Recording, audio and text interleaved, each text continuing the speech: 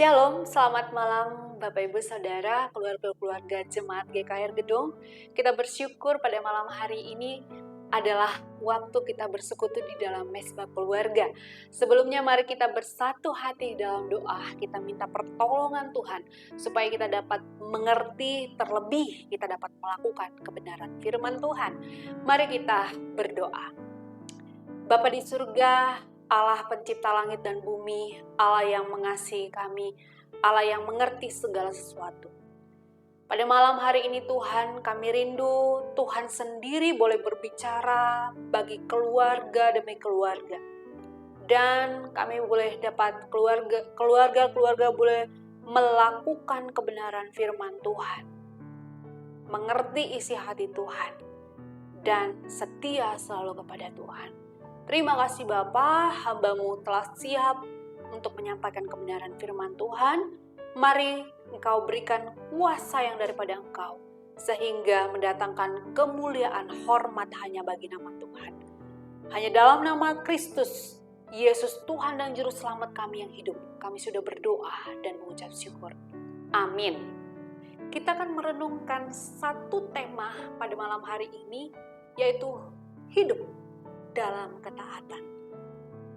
Bapak Ibu Saudara, kita sebagai manusia tidak bisa sepenuhnya menghindar dari masalah.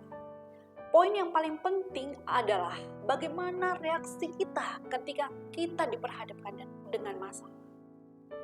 Banyak sekali orang-orang Kristen yang ketika diperhadapkan dengan masalah mulai ragu, bahkan jatuh pada dosa ketidaktaatan kepada Allah.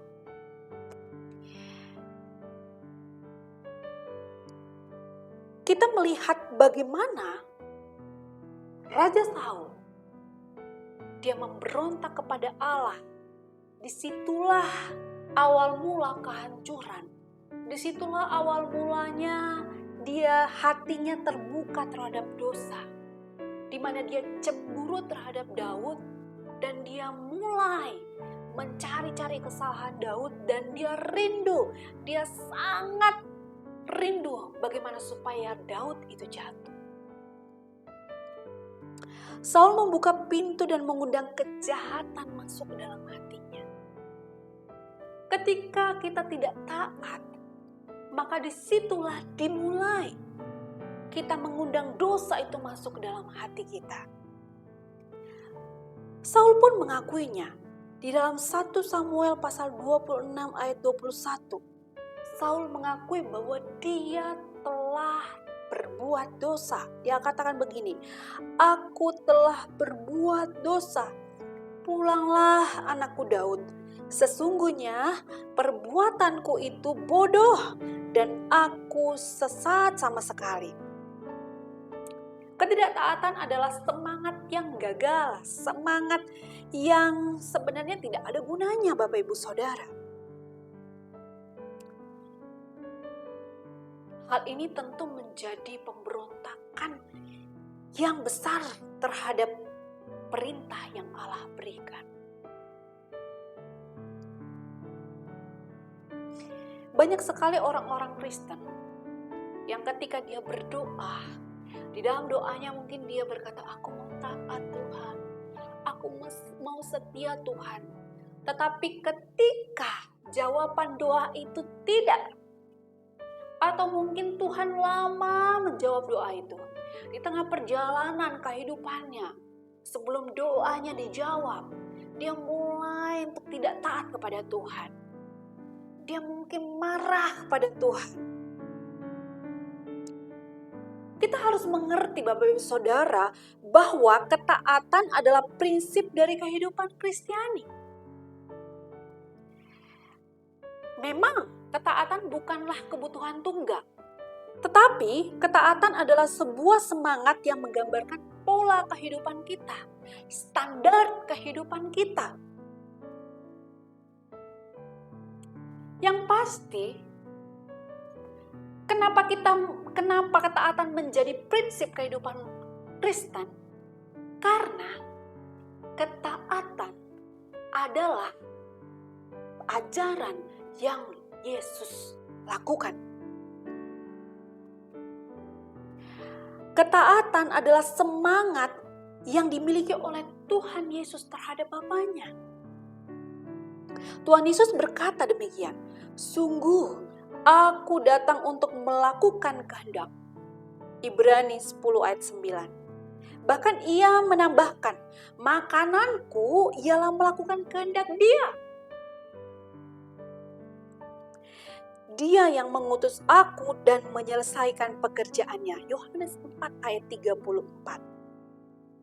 Jadi jelas sekali bahwa ketaatan merupakan prinsip utama dari kehidupan Kristus. Ya, kita sering berkata bahwa Tuhan adalah, bahwa di dalam doa kita bahwa kita mau melakukan apa yang Tuhan kehendaki. Aku mau Tuhan melayani Engkau. Aku melakukan kesukaan-Mu Tuhan. Aku rindu Tuhan. Tetapi bagaimana prakteknya? Saat kita berjanji, kita bilang, "Saya mau taat Tuhan." Tapi bagaimana prakteknya? Terlalu mudah untuk mengucapkan, "Saya mau taat Tuhan." Terlalu mudah untuk mengatakan, "Saya komitmen Tuhan untuk melakukan apa yang Tuhan mau." Hari ini Tuhan bilang begini, "Saya mau komitmen Tuhan." Tapi bagaimana prakteknya? Mari kita evaluasi kehidupan kita. Bagaimana selama ini kita menjalani kehidupan kita? Sungguhkah kita sudah taat seperti apa yang kita katakan kepada Tuhan? Seperti apa yang kita janjikan kepada Tuhan?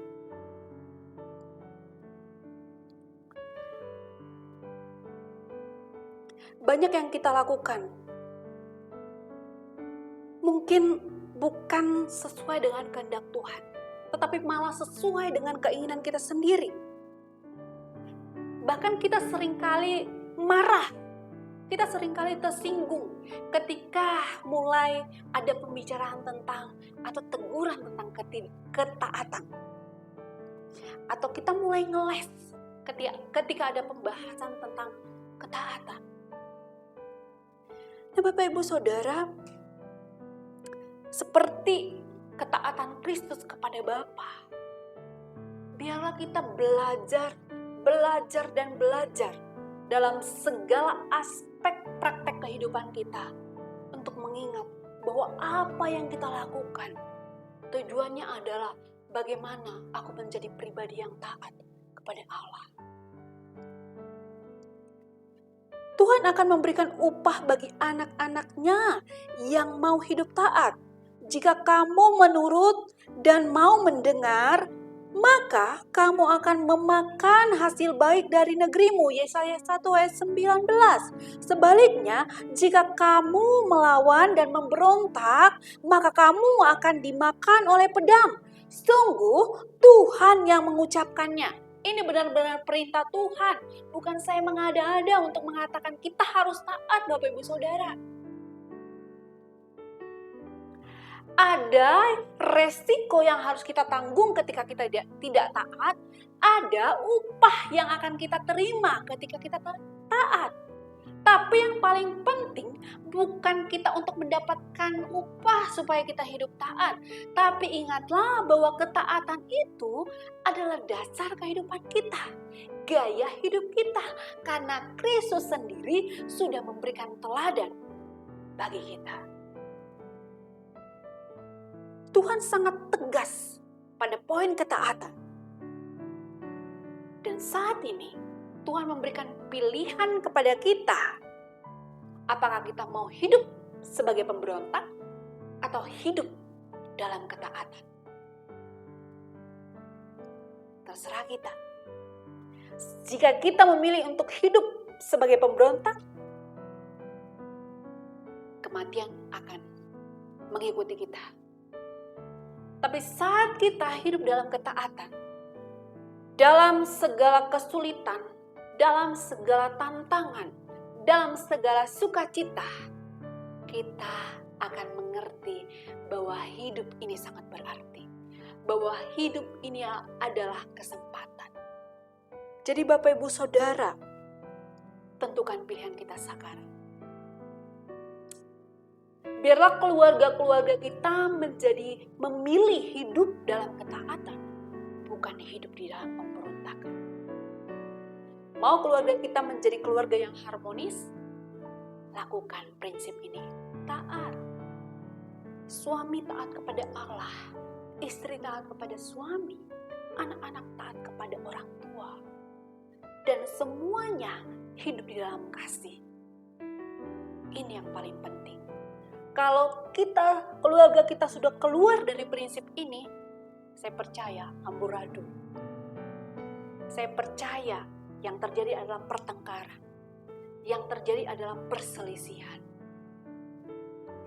Kita harus ingat, kalau Tuhan sudah taat sampai mati, di kayu salib memberikan hidupnya kepada kita, siapa kita yang mau sombong untuk tidak menjadi pribadi yang taat?